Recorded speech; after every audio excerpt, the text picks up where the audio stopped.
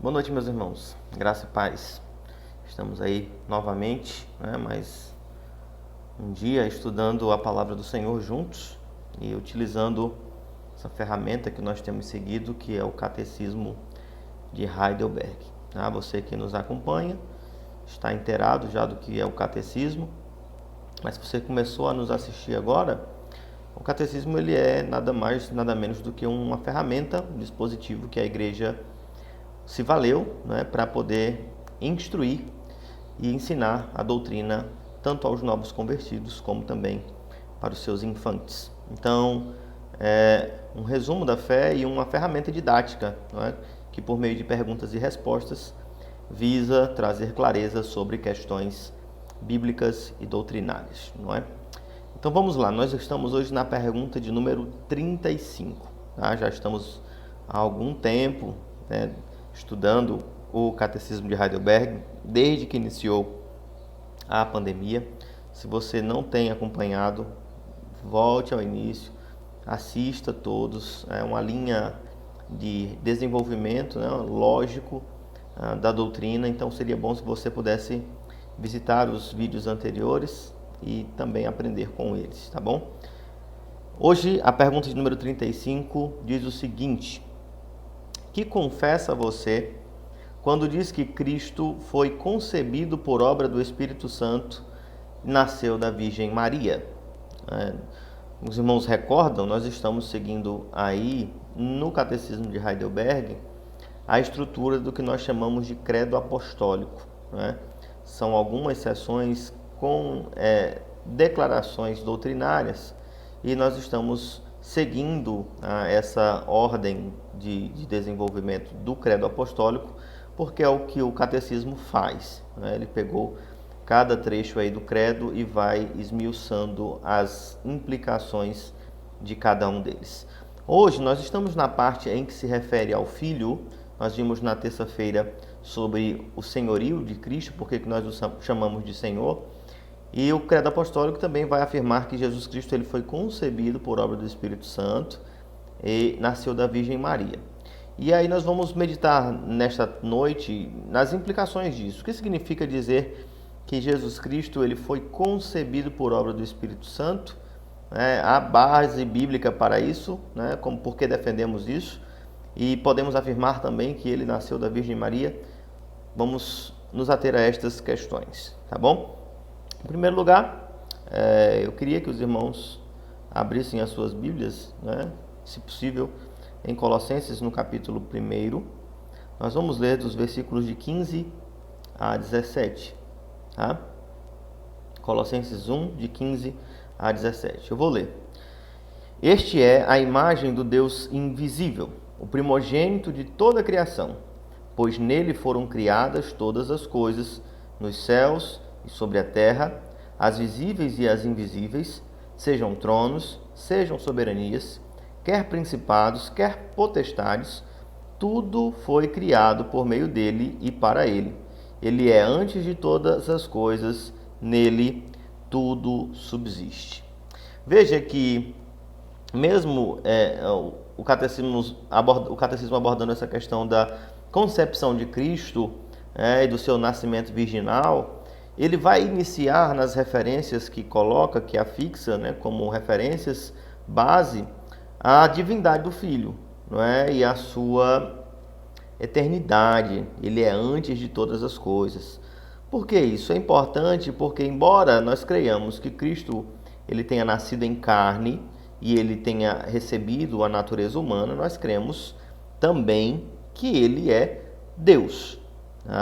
Então, apesar de crermos na sua concepção miraculosa, apesar de crermos que ele tem um determinado momento em que adentra o tempo e a história, como a natureza humana de Jesus Cristo, nós cremos que Cristo sempre existiu, né? Que ele é eterno Deus. Então, ele não teve um momento em que surgiu a sua existência, ele já existia desde a eternidade. O Evangelho de João vai deixar isso com clareza no capítulo 1, no versículo 1, né? Que ele estava no princípio com Deus, o verbo estava com Deus, o verbo era Deus. Então, sim, Jesus Cristo é perfeito Deus e nós não podemos fugir dessa questão. Tá? Mas aí, como solucionar essa questão? Como compreender essa questão? Veja a descrição que nós encontramos no Evangelho de Mateus, no capítulo 1, a partir do versículo 18, onde nós temos aí a narração do nascimento de Jesus. Né? Diz o seguinte, de 18 até o versículo 23. Ora, o nascimento de Jesus Cristo foi assim. Estando Maria, sua mãe, desposada com José, sem que tivessem antes coabitado, achou-se grávida pelo Espírito Santo. Mas José, seu esposo, sendo justo e não a querendo infamar, resolveu deixá-la secretamente enquanto ponderava nestas coisas. Eis que lhe apareceu em sonho um anjo do Senhor, dizendo: José, filho de Davi, não temas receber Maria, tua mulher, porque o que nela foi gerado é do Espírito Santo. Ela dará à luz um filho e lhe porás o nome de Jesus, porque ele salvará o seu povo dos pecados deles. Ora, tudo isto aconteceu para que se cumprisse o que fora dito pelo Senhor por intermédio do profeta. Eis que a virgem conceberá e dará à luz a um filho. Ele será chamado pelo nome de Emanuel, que quer dizer Deus conosco. Veja, a descrição do nascimento de Cristo se dá de forma tal que deixa muito claro uma obra extraordinária na concepção, né? Maria estava desposada com seu marido, ou seja, eles estavam num status de compromisso marital, embora ainda não tivessem chegado ao casamento de fato, né? Ela não havia pertencido a José ainda. Então, ela era virgem, né? E achou-se grávida pelo Espírito Santo. A própria explicação do anjo do Senhor a José é que o que está sendo gerado por Maria é obra do Espírito Santo.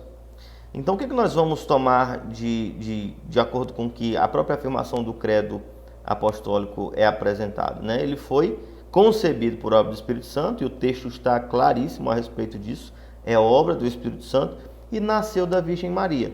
Nós cremos que, embora o Senhor Jesus Cristo seja eterno e Deus, em um determinado momento ele se fez carne e habitou entre nós, como diz também o evangelista João, né? O verbo se fez carne e habitou entre nós. E como isso se deu? Se deu por meio de uma obra extraordinária do Espírito Santo, né? O que estava sendo gerado no ventre de Maria é obra do Espírito Santo. Por que isso é importante? E o que isso esclareceria, né? Ora, esclareceria muitas questões. Por exemplo, há quem afirme Imaculada Conceição de Maria ou Concepção de Maria. Nós defendemos sim que a Maria era virgem até o momento de que ela, então, após o nascimento de Cristo, ela cumpre o seu compromisso, né, e entra em um vínculo marital com o seu esposo. Nós vamos ver pela própria Escritura que Maria ela teve outros filhos, né, e certamente estes são filhos de José, não são todos eles obras do Espírito Santo. O Senhor Jesus Cristo foi concebido de forma extraordinária, sem a participação de José, né, e, de certa forma, não recebe, que isso é outra questão que precisa ser explicada, não recebe a sua santidade de Maria. Tá? Por que isso? Porque Maria é uma pecadora, assim como todos os homens que estão debaixo do sol. Ela nasceu e foi concebida em pecado. Tá? É importante que isso fique claro, porque a ênfase é na obra do Espírito Santo. Embora Cristo ele seja um homem perfeito, há quem negue que ele não é um homem perfeito, mas perceba, ninguém nega a humanidade de Eva. E Eva ela é formada da matéria de Adão. Não é? A forma com que Cristo é feito, eu creio que sim, o uso da matéria de Eva, de Maria, no entanto, é santificado pelo Espírito Santo. O Senhor Jesus Cristo ele não recebe e não herda o pecado por causa da sua descendência de Maria. Não é? Ele não nasce em pecado como todos os homens. O Espírito Santo extraordinariamente o faz, né? E ela concebe, e ele é perfeito homem, tá? Dotado de natureza humana, reconhecido em figura humana, mas não recebe a santidade de Maria. Há quem defenda que Cristo é santo, então logo deduz-se que Maria também não tenha pecados. É complicado, porque se nós usarmos isso como um argumento lógico, não é? Se Jesus, porque não tem pecado, ele só pode ser filho de uma mulher sem pecado, Maria, para que não tivesse pecado também, precisaria ser filho de outra pessoa sem pecado. E se nós formos remontar este argumento lógico, nós vamos dizer no final das contas que Eva não tinha pecado, né? Porque não tem como você sustentar esse argumento de maneira lógica, né? Só Maria é santa e seus pais não eram? Não, estranho, não, sem sentido. Então Cristo ele nasce e é obra do Espírito Santo, por isso nasce sem pecado. Maria é uma serva do Senhor que sim recebe um benefício de valor imensurável, de ser instrumento aprovado nas mãos do Senhor para o bem do seu povo. Imagine só a alegria de poder carregar em seu ventre aquele que seria o seu Redentor, não é? Que salvaria o povo dos seus pecados, como é a descrição que é feita pelo evangelista Mateus. Ela carregou no seu ventre o seu próprio Salvador, aquele que perdoa os seus pecados. Não é? E sim, isso nós não negamos. Nós não negamos a importância de Maria, não negamos que a sua participação é gloriosa no que diz respeito a servir como um instrumento nas mãos do Redentor. Isso nós não negamos. O que nós negamos, a despeito do catolicismo romano, é que Maria é dotada de algum tipo de divindade, e não é. Maria, como nós, serve ao Senhor, é salva mediante a obra do Filho, não é intercessora, não é mediadora, não foi ela que morreu pelos nossos pecados. Cristo morreu pelos nossos pecados e pelos pecados de Maria. Não é? Não há benefício nenhum em você clamar a Maria para que ela peça a Jesus, porque o filho não nega o pedido de sua mãe. Não. Maria é serva, né? É uma irmã amada nossa, e certamente nós desfrutaremos da sua companhia na eternidade com o Senhor. Mas nós não podemos confundir as coisas, nem misturar as coisas. Cristo nasceu de uma mulher virgem, conforme estava escrito pelos profetas. Então, ele é dotado de natureza humana. Tá? E mais, nós cremos também que por causa dessa sua natureza humana, na verdade eu queria trazer só mais um versículo sobre essa questão da obra do Espírito Santo. No versículo 35 do capítulo 1 de Lucas vai dizer: descerá sobre ti o Espírito Santo e o poder do Altíssimo te envolverá com a sua sombra, por isso também o ente santo que há de nascer será chamado Filho de Deus. Perceba a descrição da obra extraordinária do Espírito Santo. É o Senhor fazendo esta obra, o Espírito Santo. Por isso, perceba, por isso, o ente santo que há de nascer será chamado Filho de Deus. Porque é uma obra extraordinária de Deus, do Espírito Santo de Deus. Maria não contribui para isso, ela é passiva, ela participa, né? Mas ela não outorga divindade ao Filho, porque ela não é divina. A divindade do Filho vem da obra extraordinária do Pai e do Espírito Santo, né? E da sua própria natureza. Sabemos que o nosso Senhor Jesus Cristo, ele é Deus e agora ele é dotado de mais uma natureza, que é a natureza humana. Mas ele não perde a sua divindade, e muito menos a conquista após uma obra. Ele é Deus, né? O fato de nós termos lido Filipenses alguns dias atrás nos ajuda a entender isso. Ele não usou de usurpação ser igual a Deus. O Senhor Jesus Cristo é Deus e não tornou-se Deus. Ele sempre foi, é essencialmente Deus. Não é? Mas aí há um outro aspecto que a resposta do catecismo vai nos chamar a atenção, que é no que diz respeito à sua descendência. Tá? O fato dele ter nascido de mulher o coloca dentro de uma árvore genealógica.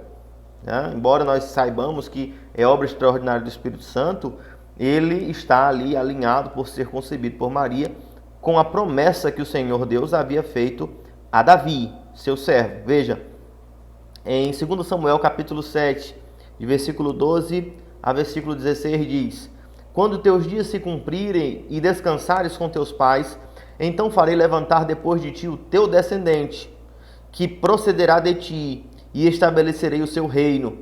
Este edificará uma casa ao meu nome, e eu estabelecerei para sempre o trono do seu reino. Eu lhe serei por pai, e ele me será por filho. Se vier a transgredir, castigá-lo-ei com varas de homens e com açoites de filhos de homens. Mas minha misericórdia não se apartará dele, como a retirei de Saul, a quem tirei de diante de ti. Porém, a tua casa e o teu reino serão firmados para sempre diante de ti. Teu trono será estabelecido para sempre. Essa que nós chamamos de aliança davídica, né? Se não é entendida à luz do nascimento de Cristo, do Filho de Deus, ela não faz sentido nenhum. Por quê? Porque Salomão, embora seja descendente, tenha edificado uma casa para o Senhor, ele se aparta. O trono é tomado da linhagem de Davi, ele não tem mais o reinado após a morte de seus filhos. Quem é o descendente de Davi? Quem é este reino que o Senhor Deus estabeleceria para sempre? É Cristo, descendente de Davi. Você vai encontrar as árvores genealógicas postas tanto no Evangelho de Lucas como no Evangelho de Mateus. E o Senhor Jesus Cristo é descendente de Davi. Tanto que ele é chamado nos Evangelhos como Jesus, filho de Davi. Tem misericórdia de mim, tem compaixão de mim. Porque ele é descendente de Davi. E aí cumpre-se o que estava escrito a respeito da aliança davídica. Nós sabemos que Cristo é o Cristo dos pactos, é aquele que vem trazer luz sobre todas estas alianças. A aliança com Abraão, que nele seriam benditas todas as nações da terra. Estas alianças, elas se cumprem em Cristo, e a aliança davídica não é diferente. Então Cristo é este descendente de Davi. E há mais, há benefícios maiores pelo fato de nós termos o nosso Senhor Jesus Cristo como também alguém que foi encarnado e que conhece também as nossas deficiências e necessidades. Veja, versículo 17 e 18 de Hebreus, no capítulo 2, diz o seguinte: Por isso mesmo, convinha que em todas as coisas se tornasse semelhante aos irmãos, para ser misericordioso e fiel, sumo sacerdote, nas coisas referentes a Deus, e para fazer propiciação pelos pecados do povo, pois naquilo que ele mesmo sofreu, tendo sido tentado, é poderoso para socorrer os que são tentados. Veja, era necessário que ele fosse encarnado, se tornasse a semelhança dos seus irmãos, para ser um sumo sacerdote misericordioso, fiel, e para fazer propiciação. Era necessário que ele fosse um de nós, para poder ser o substituto, para poder ser o sacrifício que seria oferecido em nosso lugar. Então era necessário que ele tivesse a natureza humana. E aí nós temos, quando afirmamos, cremos que foi concebido pelo Espírito Santo e nasceu da Virgem Maria, nós cremos que é homem, perfeito homem, mas é concebido extraordinariamente, não é? Por causa da sua natureza divina, e também para sustentar o último aspecto que também está em Hebreus capítulo 4, versículo 15, que diz: Porque não temos sumo sacerdote que não possa compadecer-se das nossas fraquezas. Antes ele foi tentado em todas as coisas, à nossa semelhança, mas sem pecado. Tá? O ponto-chave que nós precisamos observar é como Cristo poderia ser apenas um homem, concebido naturalmente como um homem, e ter nascido sem pecado. É possível que alguém que é descendente de Adão não seja concebido em pecado? Algum homem, depois de Adão, ele nasceu sem pecado? Pelo nascimento natural, pela ordem natural das coisas? Não. Você deve concordar com isso. Todos pecaram. À semelhança de Adão, nós todos estamos debaixo de condenação. Então, foi necessário a encarnação extraordinária do Filho de Deus para que ele pudesse como um novo Adão, como o segundo Adão, cumprir o que estava proposto ao primeiro e redimir aqueles aos quais o Pai lhe deu. Tá? Então ele nasce, seu nascimento é real, é temporal, a pessoa de Jesus Cristo andou por esta terra, é verdadeiro, sendo perfeito Deus e sendo perfeito homem, tendo sim nascido de uma virgem por obra extraordinária do Espírito Santo. Ele é perfeito homem e é perfeito Deus, e nisto não há confusão. Né? Então, sim, eu acredito firmemente de que esta é a verdade das Escrituras, porque seria a única forma de nós entendermos a harmonia que há entre todos os textos das Escrituras. Um Deus eterno que se fez homem para redimir os homens. Né? Alguns teólogos vão dizer assim, o eterno se fez homem para dar aos homens a eternidade. É uma forma bonita de ver, mas a eternidade ela está para os homens, mesmo aqueles que não serão salvos. Embora nós gozemos de uma eternidade com Cristo, aqueles que não servem a Cristo, eles também terão a eternidade, mas fatalmente uma eternidade distante de Cristo e uma eternidade de sofrimento. Né? Então, não é apenas uma questão de eternidade, mas sim a única forma possível de o Senhor poder redimir os seus, aqueles os quais amou, seria enviando o Senhor Jesus Cristo, à semelhança dos homens, sofrendo no lugar deles, podendo representá-los e então dar a eles os benefícios que foram conquistados por ele, por Cristo. Então nós usufruímos destes benefícios por causa do nosso Senhor, que hoje é o nosso sumo sacerdote, que conhece as nossas necessidades, que padeceu cada aspecto da sua humanidade, foi provada, foi tentada. Então você pode dizer, ninguém conhece a minha dor, ninguém sabe o que eu estou sentindo, é uma dor muito grande, vocês não me entendem, só quem está no meu lugar que pode dizer que entende. Olha, ninguém sofreu a semelhança de Cristo. Ele é aquele que disse que estaria conosco e está. Se você acha que você sofreu demais, você não sofreu demais.